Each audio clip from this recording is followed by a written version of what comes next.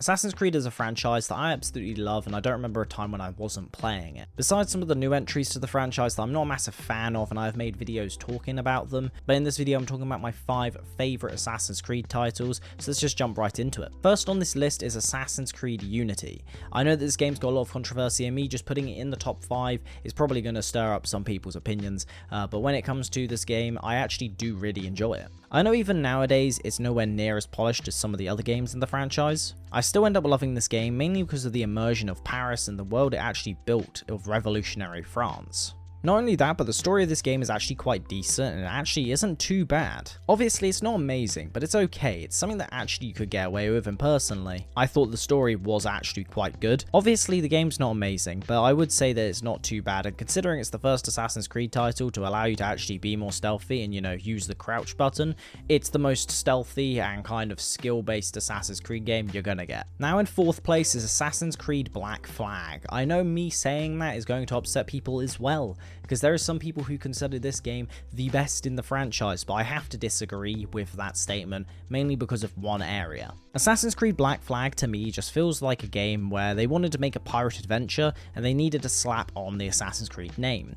Obviously it actually does work quite well in this. They've really struggled replicating this with games like Valhalla and Odyssey. Both of these games, they just wanted to make a game set in Greece and they wanted to make one about Vikings, so they just slapped the Assassin's Creed name on the title and put a little bit of Assassin's Creed story and hoped it worked. Where Black Flag differed though was actually that the story was already quite good without the Assassin's Creed elements, and the Assassin's Creed elements just made the game a bit more inviting and enjoyable for general Assassin's Creed fans.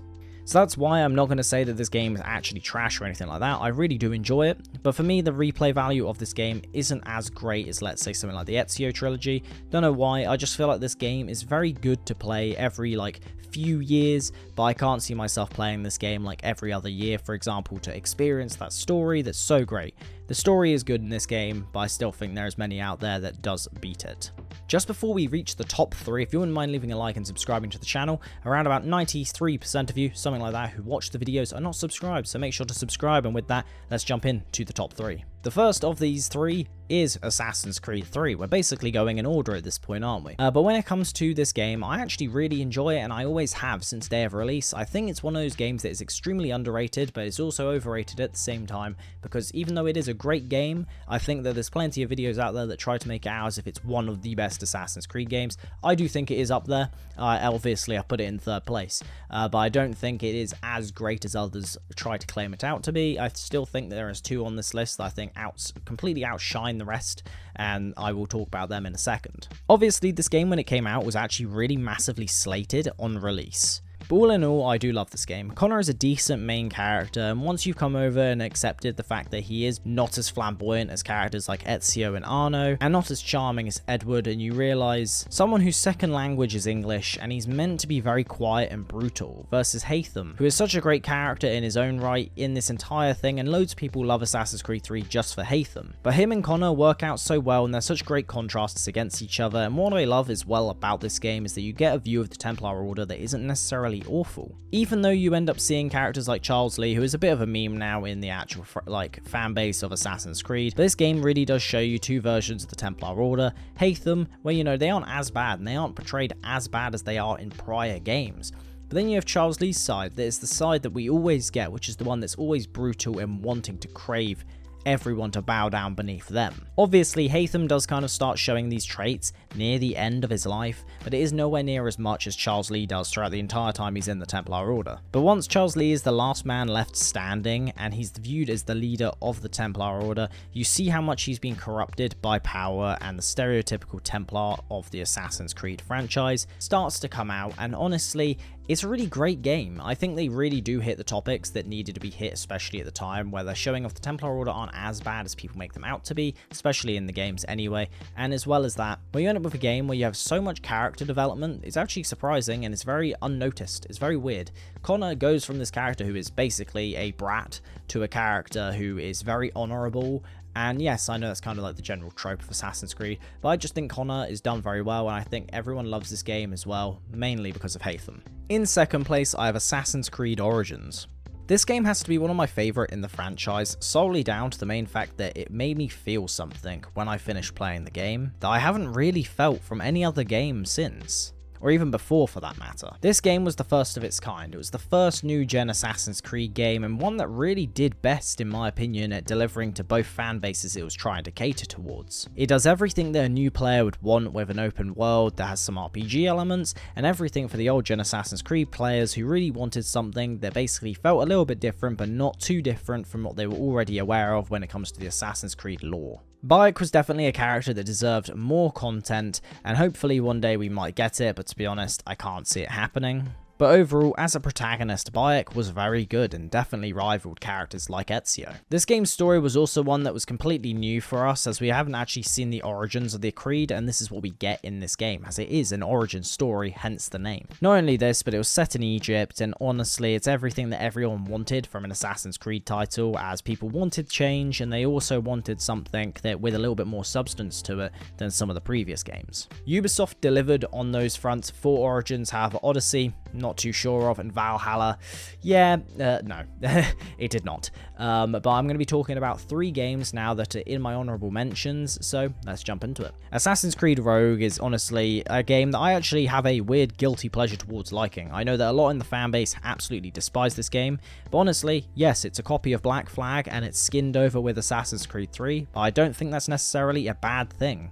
I understand that this game is basically the typical Assassin's Creed story, but instead of you being an assassin, you're a Templar, but honestly, it allows you to see a different perspective, and I also love Shay's character and Haytham as well. Assassin's Creed 1 again is in this honorable mentions section, as it's obviously the start of the franchise that made it feel amazing, but personally Altair to me, especially in the first game, was not that interesting of a character, and it's not until Revelations where he gets fleshed out a little bit more and I actually kind of started to like him. And lastly, we've got Brotherhood and Revelations. Both of these games are absolutely great, and honestly I continue to play them even to this day with things like my Ezio trilogy critique that I talk about them in, but personally I do love Assassin's Creed 2 too much, and it basically overshadows it. I know that Brotherhood is technically a better game, and I do agree that Brotherhood is generally a better game, but honestly, I love young Ezio in the first game, and honestly, I also love Assassin's Creed 2 for the nostalgia purposes of it. Assassin's Creed 2 is number 1 on my list. I know it's number 1 on many people's lists, and some people probably think that I'm just a generic Assassin's Creed fan because I love Assassin's Creed 2 so much. I genuinely just love this game so much for the nostalgia purposes and as well just for Ezio's character. I've always thought that he's an amazing character. It's not until recently after playing Red Dead 2 that I've really had a character that has really rivaled him in my mind as one of the best characters in gaming and has dethroned him. But overall, I love Assassin's Creed 2 for quite a various load of reasons. Obviously, nostalgia is a massive factor into this. I started playing this game when I was about 8 or 9. Ezio's character is absolutely superb and Italy just feels amazing. The story being told is of a young man who has to take on responsibility of his life, and it's told in a very, very good and compelling way. The game itself for its time was ahead of the curve, and I've made a full critique like I mentioned about the Ezio collection, so make sure to go check that one out.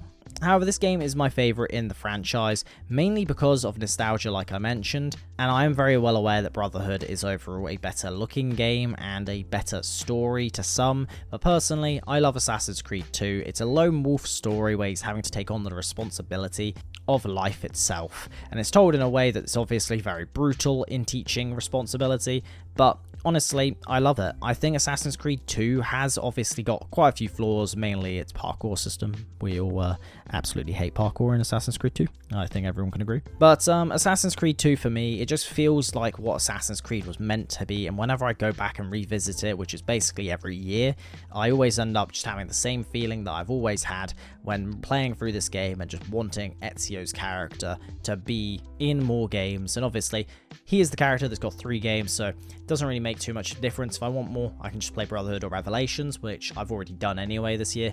But when it comes to it, Ezio's character is second to none in the Assassin's Creed franchise. I think Arno is the only one who comes close, and maybe even Edward. Edward is very much up there. I like Edward. However, I think Arno is very close in the flamboyant attitude that he takes on, same as Ezio. But that all being said, I hope you guys enjoyed this video. It's a bit different than the normal ones I do. I don't really do top 5 videos, so I just kind of wanted to give out there my top 5 Assassin's Creed games. And obviously, if you have a different list, let me know. If you want to see 2 different critiques about Assassin's Creed, I've also got a Unity one and I've got the Ezio collection one.